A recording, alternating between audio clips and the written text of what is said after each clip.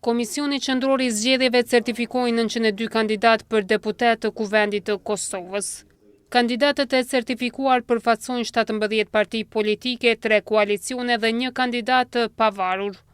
Nga ky numër i përgjithshëm i kandidatëve 593 janë burra dhe 309 gra. Bëhet fjalë për kandidat burra që janë gjithsej 593, për kandidat gra 309. Apo 66% ose po, në përqindje i bie që burra janë 66% dhe sa 34% janë gra.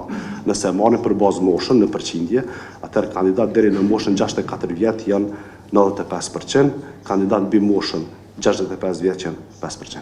Ne kemi institucionet e Republikës Kosovës që merren me këtë punë, që merren me verifikimin e tyre, edhe nëse informacionet për shembull që vijnë në këtë sallë nga institucionet e Republikës Kosovës flasin se kandidatët i plotësojnë kriteret dhe nuk bin kundërshtim dhe ndesh me ligjin, atëherë unë besoj që na nuk kemi asnjë zgjidhje tjetër përpos që ta votojmë certifikimin e tyre. Gjatë mbledhjes, KQZ miratoi edhe dizajnin dhe përmbajtjen e fletvotimit për votimin me post jashtë Kosovës për zgjedhjet e parakohshme.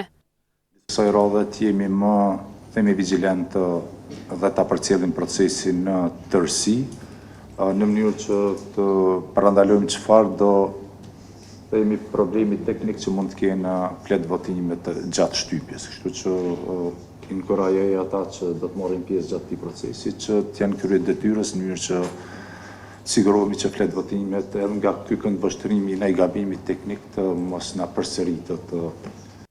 KQZ së shpejti do të emërojë 2064 anëtar të 508 ekipeve të numërimit, të cilët do të nominohen nga subjektet politike.